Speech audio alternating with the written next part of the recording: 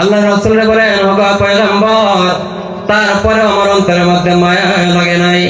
আমি সন্তানটাকে দাফন করে ফেলছি।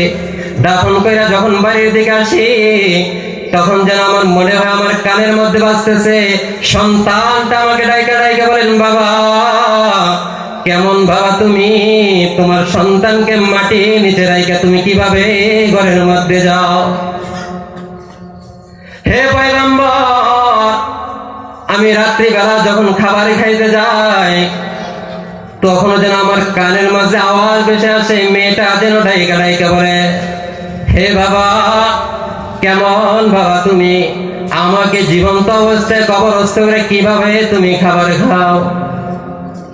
আমি যখন ঘুমাইতে যাই, তখন যেন আমার কানের মধ্যে আওয়াজ আসে, সন্তানটা আমাকে ডাইকা ডাইকা বলে, হে বাবা কেমন বাবা তুমি, আমাকে কবরের মধ্যে রাইকা তুমি কিভাবে আর আমি ঘুমাও?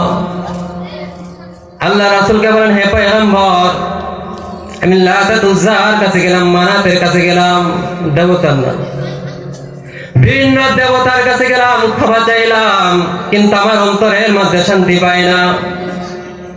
অবশেষে আপনার কাছে আসলাম।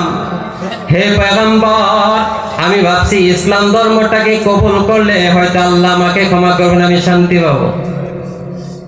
এই ঘটনা আল্লাহ রাসূল সাল্লাল্লাহু আলাইহি ওয়াসাল্লাম শুনতেছিলেন আর অজরে কান্না করতেছেন। পয়গম্বর ডাক দিয়ে বলেন, হে দাহিয়া,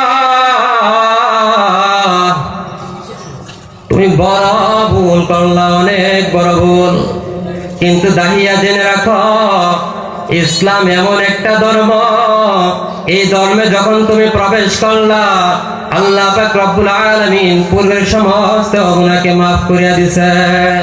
সুবহানাল্লাহ। এবার বুঝছেন ইসলামের দাম আছে না নাই? এই জন্য আল্লাহ রাসূল সাল্লাল্লাহু আলাইহি ওয়াসাল্লাম বলেন, আল ইসলামু ইয়াহদিমু মা কানা ক্বাবলা।